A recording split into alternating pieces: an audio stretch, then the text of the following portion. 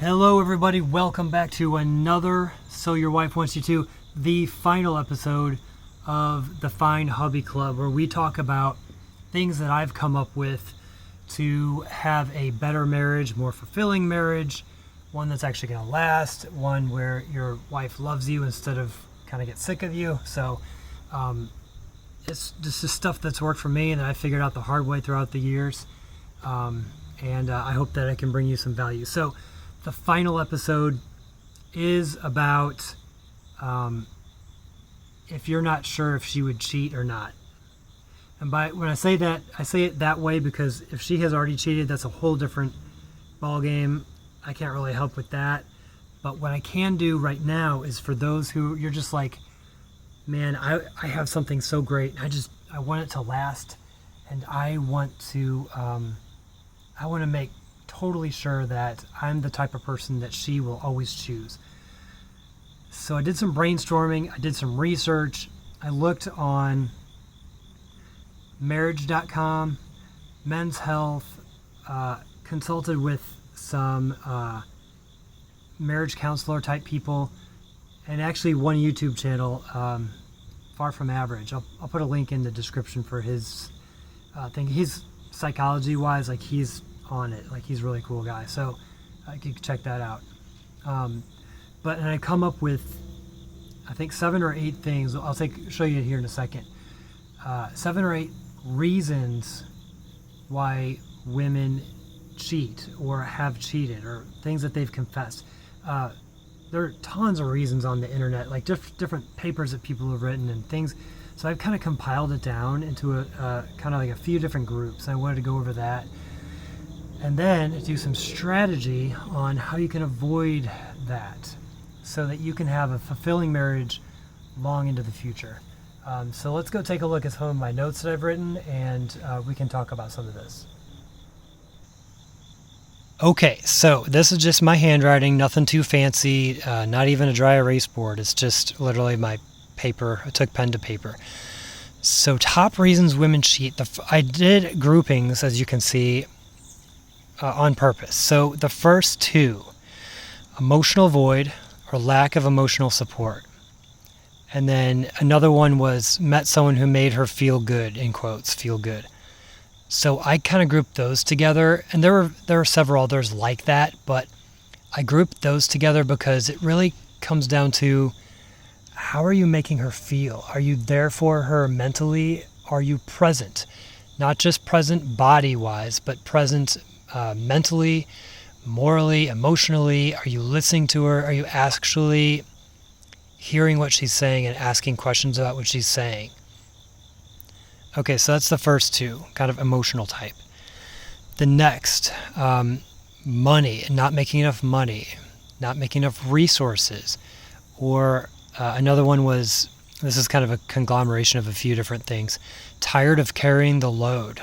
A woman is tired of bills, tired of being responsible for household chores, kids' responsibilities. So this could be like, picking up the kids' rooms, not disciplining the kids, not talking to them about what our family rules are, not getting them off the internet or the gaming console, or not making them exercise or asking about their homework. Also, women are tired of having to work. Doesn't mean that they can't have a job, but just that they have to be the ones to support, and they have to go to work. That can be a stress. It's a stress for everybody, but I'm just regurgitating what I've seen on the internet here, research. The next 2 I grouped together, excitement. They wanted to try new things. They felt like their partner was more of a roommate and it just kind of goes into like boredom, like mundane, routine, everyday type of thing. So that was the next 2 groupings. The next one was, there were several on alcoholism or addiction. And I view that not so much as a cause, or not so much as an effect. Like all these are kind of effects. Like they're all things that could really be problems. But the alcoholism or addiction is really, it could cause any of these others. Like if you have alcoholism or you're addicted to things, it could be addiction to other stuff too. Like maybe you play video games 8 hours a day instead of go to work. You're not doing the work. You're not doing the responsibilities. You're not attending to her emotional needs, that sort of thing. So I think alcoholism is kind of different. It's obviously not good, but I think it's more of like a cause of the other stuff than an effect. Okay, so then 8 is really what I want to focus in on. This was also a conglomeration of a few different things, but basically it was she met somebody who was stronger or smarter or more motivated, had a better job, kind of the list goes on there. But the point is that, and this kind of goes into the next part of the lessons here, is that the woman's brain is like a supercomputer. Everything that I just mentioned above in all those points is, those are all symptoms of somebody who's not high value. So if you had all of those, you would be considered to be a man who is not as high value as you could be. When I say a woman's brain is like a supercomputer, think of it as that. It's constantly analyzing, constantly picking up details. It's comparing you to how you were, comparing you to how you could be, to the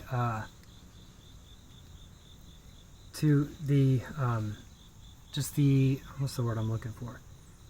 Your potential. That's what it is. She's comparing you to how you could be, what your potential is. And in that and through that, and this is not something she's consciously doing, but it's just something that happens. Maybe we all do it too, but in that, she's saying, are you high value enough for me to stick around? And again, like, this is just stuff that goes on in people's brains, and may not be fair, but maybe it is fair. Women will always try to, have somebody who they feel is valuable, high enough value that they feel supported, they feel protected, they feel excited. So just keep that in mind. So let's go to the next portion of the notes here. All right, so we just said her brain is a supercomputer, right?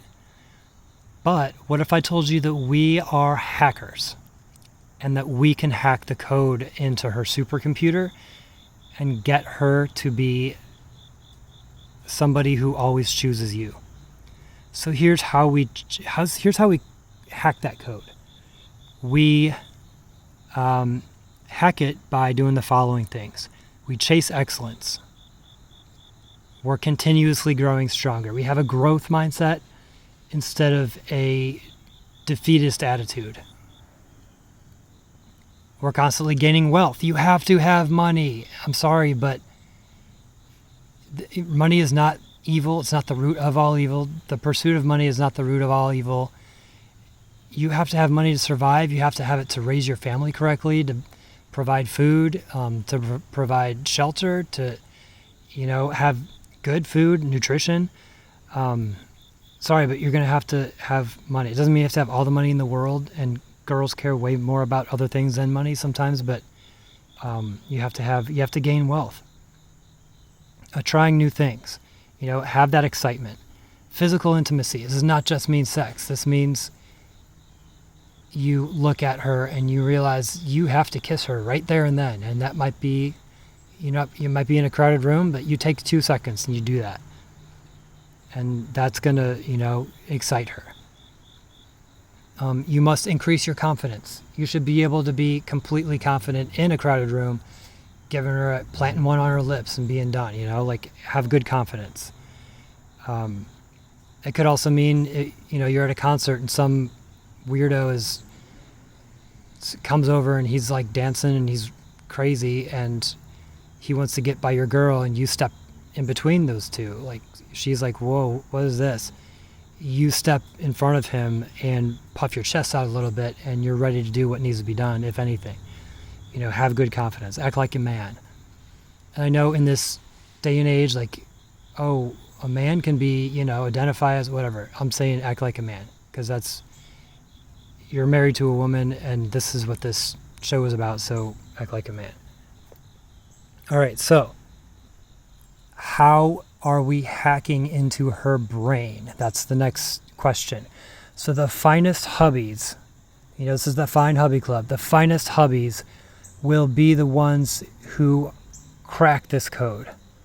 And picture this, pretend that at the end of each year, and you can determine when the end of the year is, July, January, whatever, once a year, she's going to look for someone who's better than you. Okay, just picture that. She's going to look for somebody who's better than you one time a year.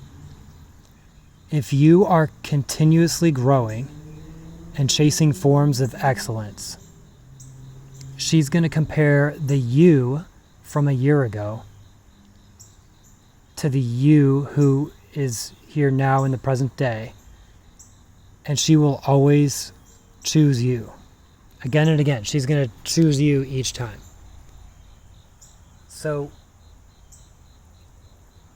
if you are overcoming that programming in her brain to where she goes out and she sees the you from a year ago, she's looking at you now, she's going to automatically choose you again and again. And you're using that natural programming, that natural brain power that she has, and the thing that how her brain operates, you're using that against itself, because she will continuously choose you. She'll say, I have a mate. And this is all kind of like subconscious. She's not consciously doing this. But the fact is that she'll continuously be looking at you and seeing that you're setting goals and that you're beating them, and that you are growing, and that maybe you're taking a class, or maybe that you're just learning things, on your own time, that you're building things, that you're creating, that you're investing, that you're, whatever it is, you have this growth mindset. She'll see that, and she'll continuously be like, oh, that's a nice version of the husband that, wasn't there 2 weeks ago. Wow, cool. Or a month ago or a year ago. I like him still. And just through that growth mindset, she will continuously choose you. You've overridden that programming. You've hacked into her brain. You've hacked into her mindset, and that's it. That's how you do it. So, think about like girls' weekend. I've heard in the past, some guys will like text or call or be like, oh, what are you doing? Or who are you hanging out with? If you are the person that she's constantly choosing again and again, and no one else matters because she has you and you're a better version of yourself every day, you don't have to worry about her cheating. You don't have to worry about her, looking at another guy and be like, man, that's what I really want. Because she already has somebody at home who's better and better every single time that she sees that person being you. So, you will be the guy that she trades you in for, if that makes sense.